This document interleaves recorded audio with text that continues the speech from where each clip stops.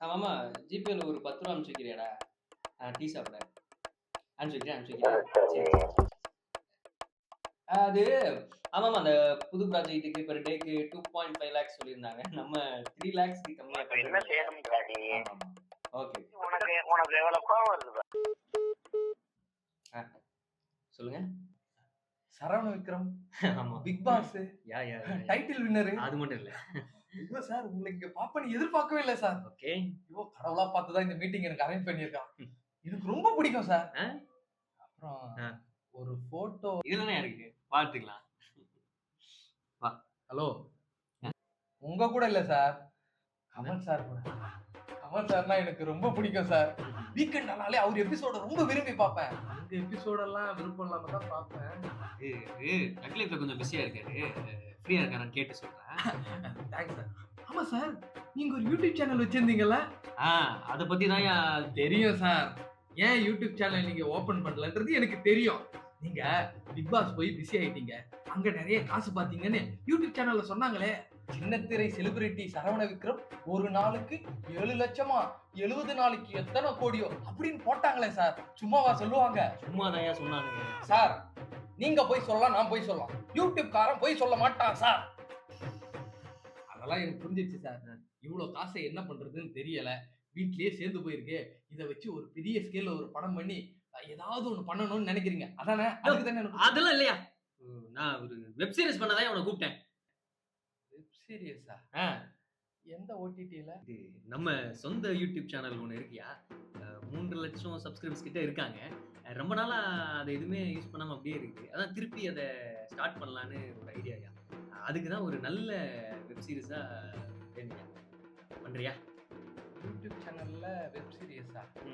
உன்ட கதை இருக்கா? கதை எப்படி இருக்கணும் தெரியுமா? எல்லா ஆடியன்ஸ்க்கும் பிடிக்கணும், ஃபீல் குட்டா இருக்கணும், அதுல அப்படியே கொஞ்சம் பாசிட்டிவிட்டி கலக்கணும். அப்படி ஒரு கதை இருந்தா சொல்லியா. ஓபன் பண்ணா ஒரு கல்யாண மண்டபம், அதுல 1 லட்சம் பேர் ஆசீர்வாதம் பண்ண வெயிட் பண்ணி இருக்கிறாங்க. நீங்க பட்டு வேட்டி சட்டை கட்டி மாப்பிள்ளையா உட்கார்ந்துருக்கீங்க. அப்ப ஐயரு சொல்றாரு, நாளையாவது பொண்ணை வர சொல்லுங்க அப்படின்னோடனே பொண்ணோட அம்மா படபடன்னு படிக்கட்டுல ஏறாங்க. கால் வழுக்கி தரன்னு கீழே விழுந்து தலையில அடிபட்டு மேல போயிடுறாங்க. என்னையா சொல்ற? ஷாக்கு. அதே ஷாக்கோட எல்லாரும் படபடன்னு மாடியில போய் பார்த்தா கல்யாண பொண்ணு தூக்கு மாட்டி தொங்கின்னு இருக்கிறா. என்னையா சொல்ற? ஷாக்கு. அதே ஷாக்கோட அவங்க அப்பா சொல்றாரு, பொண்ணும் செத்து போயிட்டா, பொண்டாட்டியும் செத்து போயிட்டா, நான் மட்டும் இருந்து என்ன பண்றதுன்னு அங்க இருந்து அப்படியே ஹைஜ படிச்சு அக்னி குண்டத்துல ஊந்து தகன்னு எரிஞ்சு சாவற. என்னையா சொல்ற? இதுல எங்க பாசிட்டிவிட்டி இருக்கு? இருக்கே. எங்க? 1 லட்சம் பேர் இருக்காங்க. 1 லட்சம் பேருக்கிட்டையும் ஒரு கேண்டிலா கொடுத்து அப்படியே பத்த வச்சு கண்ணை மூடி மௌன அஞ்சலி செலுத்துறோம். அங்க போடுறோம் டைட்டில். இந்த கதையெல்லாம் வேணாயா. வேற மாதிரி எல்லாத்துக்கும் பிடிக்கிற மாதிரி ஏதாவது ஒரு நல்ல கதையா சொல்லியா. இவ்வளவு மண்டபம் இத்தனை ஆளுங்கெல்லாம் வேணாம். அந்த மாதிரி வேற ஏதாவது இருக்கா? யங்ஸ்டர்ஸ்க்கு பிடிச்ச மாதிரி வாயா கதை. இத தாயா உன்கிட்ட கேட்டேன். வாயா முன்னாடியே கேட்கணும். சொல்லியா. ஓபன் பண்ணா ஒரு ஏரியா, மிட் நைட்டு, ஒரே நைட்டு.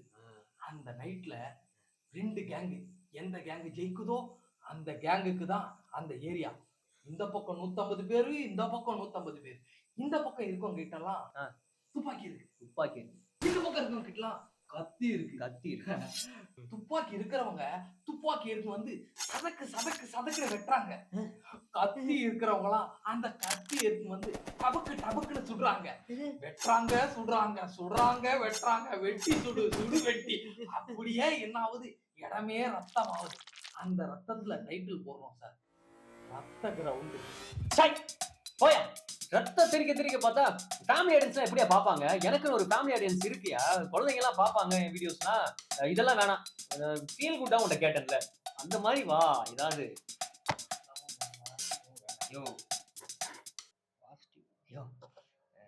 மாதிரி லவ் பண்ணலாம் சார். நான் அந்த மாதிரி பையன் கிடையாது சார்.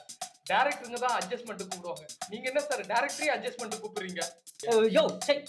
அத சொல்லலையா நானு. என்ன வச்சு லவ் சப்ஜெக்ட் ஏதாவது பண்ணியான்ற. என்ன சவுண்டு நிஜமா பண்ணலாம் சார். இருக்கு சார். ஒரு கதை இருக்கு சார். இருக்கா சொல்லு. ஒரு பொண்ணை ரொம்ப நாளா லவ் பண்றீங்க. ஆனா அந்த பொண்ணுக்கு உங்களை பிடிக்கவே இல்லை. அதனால என்ன பண்றீங்க, அவளுக்கு ஒரு பயத்தை காட்டணும்னு ரயில்வே ட்ராக்ல நிக்கிறீங்க. ட்ரெயின் வருது, அவ பாக்குறா, நீங்க நிக்கிறீங்க. ட்ரெயின் வருது. இந்த டென்ஷன்லயே என்ன ஆகுது, அந்த பொண்ணு திடீர்னு பார்த்தா ஹை ஸ்பீட்ல ஓடி வரா சார். ரெட் கலர் சாரியில அப்படியே வந்து தாவணி அவுத்து காட்டுறான் சார். அப்படியே நிக்குது. எது ட்ரெயின் நிக்குது. அந்த இடத்துல அவ அப்படியே தவறி விழுறான். தாவி பிடிக்கிறீங்க. அந்த இடத்துல பாட்டு கொடைக்கானல்ல ஷூட். எப்படி சார்? நல்லாதான் இருக்கு. இந்த ட்ரெயின் கொடைக்கானல் ஷூட்டு அதெல்லாம் நம்ம பட்ஜெட்டுக்குள்ள செட் ஆகாதியா. யோ நான் கிளியரா சொல்றேன்யா, 2 பேர் தான் நடிக்கணும், 2 நாள்ல ஷூட்டை முடிக்கணும். அந்த மாதிரி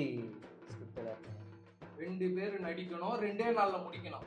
அதேதான். அதுக்கு 2 பேரை கூட்டிட்டு போய் மொட்டை மாடியில் நிக்க வச்சு பண்ணி சாவ சொல்லுங்க. யோ நல்லா இருக்கியா? நிஜமா நல்லா இருக்கியா? மொட்டை மாடியில கொஞ்சம் லவ் ரொமான்ஸ் எல்லாம் தூவி, கொஞ்சம் காமெடி, கொஞ்சம் எமோஷன். யோ இது ஒர்க் அவுட் ஆகும்யா. அந்த மாதிரி இருக்கா? எழுதுறியா சார்? இதெல்லாம் எழுதுனா எவன் நடிப்பான்? ஷோ நடிப்பான்யா, யாரா வேணா இருக்கலாம்யா.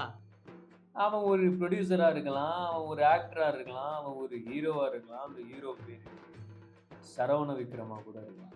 நீங்க விஜய் ஃபேனா இருக்கலாம், அதுக்காக இப்படிலாம் பண்ணி நீங்க நடிக்கிறேன்னு சொல்லாதீங்க. யோ அதான் ஏன் சொல்ல வரேன், நான் நடிக்கிறேன் ஹீரோவா. அதுல நீங்க ஹீரோவா?